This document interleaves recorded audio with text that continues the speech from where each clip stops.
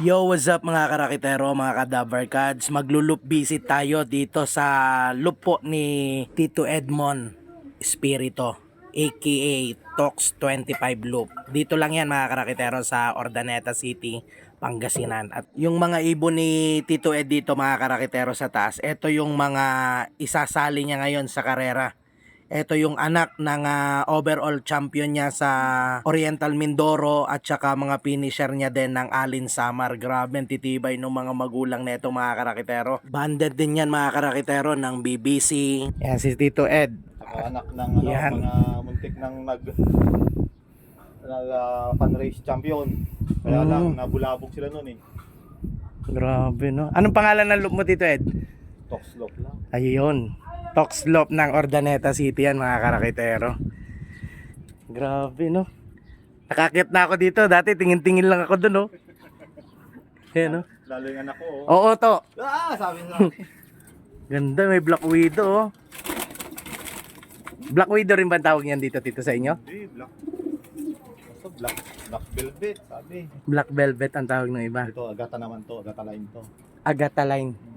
Anak ng agata line. Mga karakitero, babahagi tayo dito kay Tito. Makikita niyo yan sa loop natin. Pang ano, mga pang south at saka South saka norte. norte. Self-praying, ayun oh, nandyan na oh. Mamaya may kargahan dito, pakita ko sa inyo mga karakitero. Siyempre mga karakitero, nakipagkwentuhan muna tayo dito kay Tito Ed. At siyempre, nagtanong-tanong din tayo kung ano ba yung tamang pag-aalaga para maging katulad din niya. Maging champion, maging mga finisher, yung mga ibon na mapapalabas natin, na mababahagi natin dito sa kanya.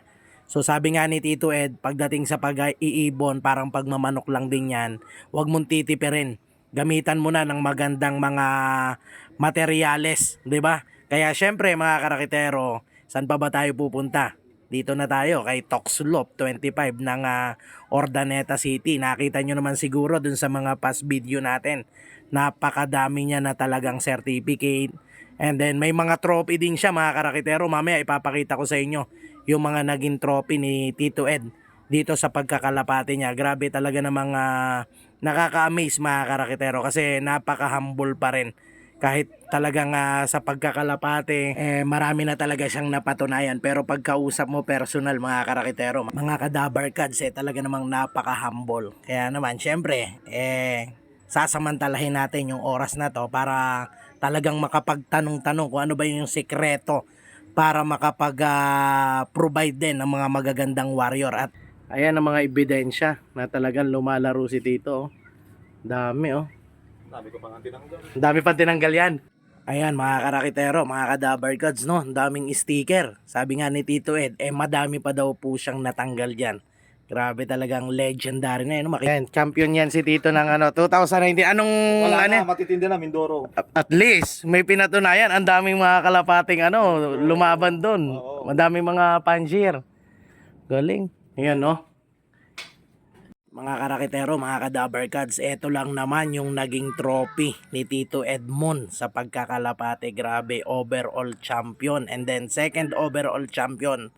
Grabe yan no. Eto overall champion talaga. Kaya mga karakitero, may sampa sila mamaya. Eto yung iti-training ni Tito Ed.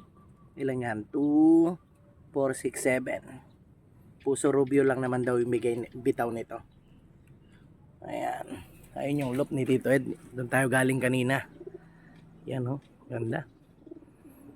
Finisher ng Alin Samar.